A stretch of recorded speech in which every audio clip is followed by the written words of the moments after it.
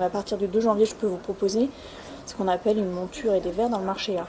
Le marché A, ce sont les produits sans reste à charge. Il suffira de demander cette catégorie pour en bénéficier. Pas de grand changement pour les opticiens, si ce n'est l'obligation de fournir au moins 55 montures dans ce marché. Mais attention aux différences de qualité.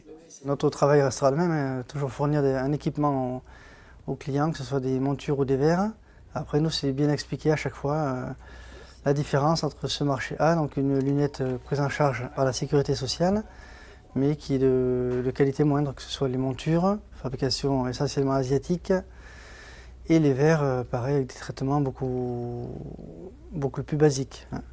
Concrètement, à partir du 1er janvier, pour les lunettes, la participation de la sécurité sociale augmentera de 4 à 18%. Ce sont les mutuelles qui assumeront l'essentiel de la prise en charge. Autre secteur concerné par cette réforme 100% santé, les prothésistes dentaires.